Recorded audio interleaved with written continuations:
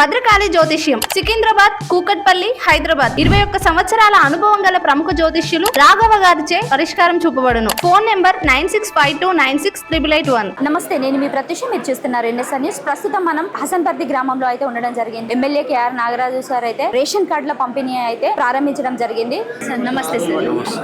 Sir అంటే గత ప్రభుత్వం ఆల్రెడీ కూడా లబ్ధిదారులకు రేషన్ కార్డులు అనేవి ఇచ్చేసినాం అనేసి అన్నారు కదా సార్, మరి ఎందుకు మన ప్రభుత్వం కూడా అదే రిపీట్ చేస్తుంది అని? మీరే పబ్లిక్ అడగండి, నేను చెప్పడం కాదు, వారి నోటి నుండే చెప్తున్నాను. 10 ఏళ్ల నుండి మాకు రేషన్ కార్డు రాక ఒక మహిళ మాట్లాడింది, మేమేం చెప్పలే వాళ్ళు. ఇందిరమ్మ ఇల్లు మేము ఎవరితో చెప్పిస్తలేము. 10 ఏళ్ల నుండి నిరీక్షణ అయితే ఉందో ప్రభుత్వాన్ని గద్దెదించిన ఓటర్లే ఈ రోజు వాళ్ళే మాట్లాడుతారు. కాంగ్రెస్ పైన అపారమైన నమ్మకంతో వారు ఈరోజు కాంగ్రెస్ ప్రభుత్వానికి అధికారం ఇచ్చిండ్రు. అధికారంగా ఏదైతే మాటలు ఇచ్చినామో ఆ మాటను నిలబెట్టుకున్న ప్రభుత్వం కాంగ్రెస్ ప్రభుత్వం. బడుగు బలైన వర్గాలకు రేషన్ కార్డు, ఇందిరమ్మ ఇండ్లు ఇచ్చే బాధ్యత తీసుకున్నాం. రాని వాళ్ళు కూడా ఇంకా ఎవరైనా ఉంటే వారిని కూడా వెరిఫికేషన్ చేసి వారికి కూడా రేషన్ కార్డు వచ్చే విధంగా ముందుకెళ్తున్నాం.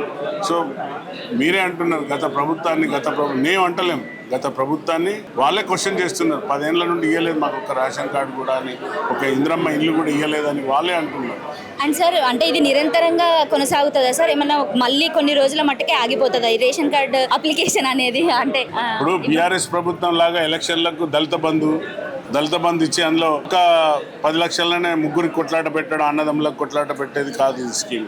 ఇది నిరంతర ప్రక్రియ. ఇల్లు లేని నిరుపేదకు కానా రోటీ కపడా और మకాన్ అనే ఏదైతే ఇంద్రమ్మ ఇచ్చిన నినాదం ఉందో, గరీబీ హటావ్ అనే ఆ విధంగానే ఈ యొక్క ప్రభుత్వం పోతుంది తప్ప ఏదో ఈ సమయ పాలనలో ఇచ్చి మళ్ళీ దాన్ని మూసేసే పథకాలు కావు. కాంగ్రెస్ ప్రభుత్వం ఏది ఆలోచించినా కూడా ఏ పథకాలు ఇచ్చినా దీర్ఘకాలిక పథకం. మీరు తీసుకోండి ఇందిరమ్మ ఇల్లు.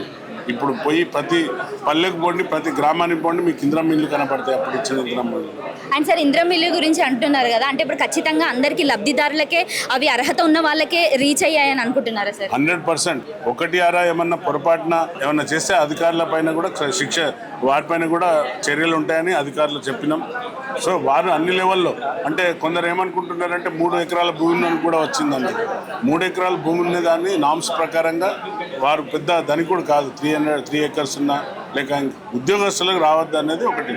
రైతు ఉంటాడు, రైతు ఎంతసేపు ఇల్లు మీద ఆలోచించాడు, తన పొలం పైన దాన్ని ఇంకా ఏ విధంగా సాగు చేసుకోవాలి, ఏ విధంగా కష్టపడాలి అని ఆలోచించి ఇల్లు కట్టుకోడు రైతు. 3 ఎకరాలు ఉన్న రైతును మనం పెద్ద రైతుగా భావించాలి.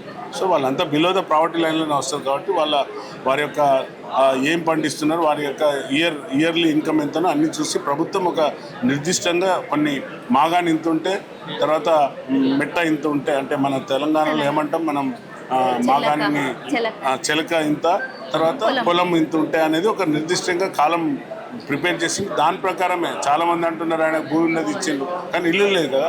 ఫస్ట్ ఎవరైతే ఒంటరి మహిళ ఉన్నదో ఒంటరి మహిళకి ఇచ్చిన మ్యాక్సిమం 100% నా కాన్స్టిట్యున్సీలో ఒంటరి మహిళలకే టాప్ ప్రియారిటీ ఇచ్చిన, తర్వాత వికలాంగులు, దాని తర్వాత ఎవరైతే చిన్న ఆటో డ్రైవర్లు, చిన్న కూలిపోయే వాళ్ళకే మేము గుర్తించి ఇందిరమ్మ కమిటీల ద్వారా మా కాంగ్రెస్ నాయకులందరూ కూడా కష్టపడి సర్వే చేసింది తప్ప ఎవరిని కూడా ఒక 10 రూపాయలు అడగకుండా ఈరోజు ఇందిరమ్మ ఇండ్లు చాలా సంతోషంగా. ఈరోజు ఎండీ కూడా వచ్చి, హౌసింగ్ ఎండీ హైదరాబాద్ నుండి వచ్చి ఆయన విజిట్ చేసిండు, ఇన్స్పెక్షన్ చేసిండు. ఎవరైతే ఇల్లు కట్టుకుంటున్నారో వాళ్ళందరూ కూడా poorest of the poorest people, వాళ్ళు చాలా సంతోషపడ్డారు. అంటే సరే ఇందిరమ్మ కమిటీ వల్ల ఏమైనా ప్రాబ్లం అనేది ఫేస్ చేసినట్టు అనిపిస్తుందా ప్రజలు? ఇందిరమ్మ కమిటీలో ఎవరన్నా ఒకటి ఆరా ఏమన్నా తప్పులు చేస్తుంటారేమో, కానీ అది కూడా నా దృష్టికి రాలేదు. ఇంకెక్కడన్నా చేస్తుంటారు. ఇందిరమ్మ కమిటీ వాళ్ళకి కూడా మనం స్ట్రాంగ్ గా వార్నింగ్ ఇచ్చినాం, ఎక్కడ కూడా 10 రూపాయలు ఆశించద్దు, మీరు స్వచ్ఛందంగా పనిచేయాలి ఇందిరమ్మ కమిటీ వాళ్ళు అనేది చెప్పారు. అంటే రీసెంట్ గా బంగాపాడు గ్రామంలో అయితే ఒకటి ఇష్యూ అయితే జరగడం జరిగింది, మీ దాకా వచ్చింది సార్?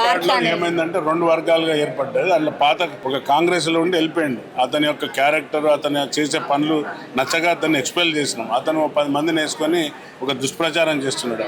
అక్కడ వంగపాడులో అందరూ సీనియర్ నాయకులు ఉన్నారు, ఇందిరమ్మ కమిటీ ఉన్నారు. అందరూ కమిటీ వాళ్ళు ఎవరైతే నిర్ణయం తీసుకున్నారో వాళ్ళకే ఇచ్చిన ఇల్లు తప్ప సొంతగా బంధువులకు కూడా ఇవ్వద్దని చెప్పినాం.